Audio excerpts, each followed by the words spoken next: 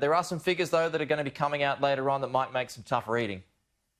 They will be, and that's our employment numbers. In fact, at the moment, there's a discussion between us, the comments on Twitter about what exactly the number could look like, because it's for August and it will finally take in the entire Victorian lockdown scenario. Why it's so hard to forecast is how many full-time jobs are lost end up JobKeeper, how many part-time jobs is likely really, really low. And that's where we're quite a Wall's expectation is for 50,000 jobs in August, but the range is as much as 175, and some people are even forecasting an add of over 30,000.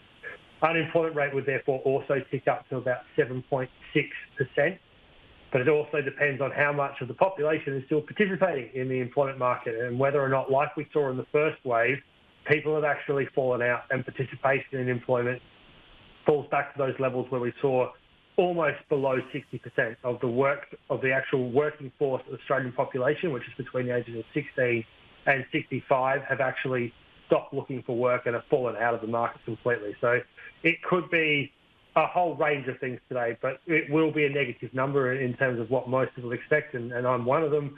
And the Victorian effect will finally be laid bare today with how much unemployment in Victoria has now happened because of stage 4 lockdown. All right, it's going to be grim reading, no doubt about that. Yeah. What about the Federal Reserve today, Evan? Yeah, so the Federal Reserve, the interesting thing about it is that they've almost slightly taken a leaf out of the RBA, and why I say that is wasn't actually the release of the statement, the fact that they've put through their new mandate, which is that they're going to have a long-run average to make them move rates either up or down. So they want the long-term inflation rate in the US to be 2%, and they don't see that happening until 2023.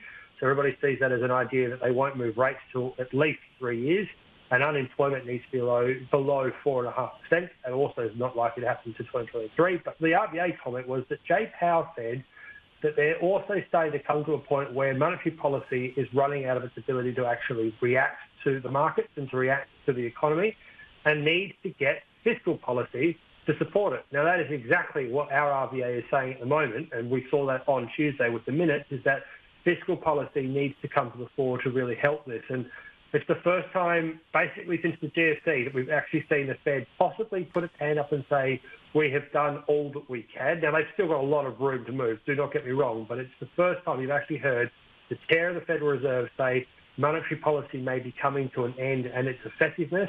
We need fiscal policy in the US to pick up, like what we're being told here in Australia by our fiscal policy versus our monetary policy.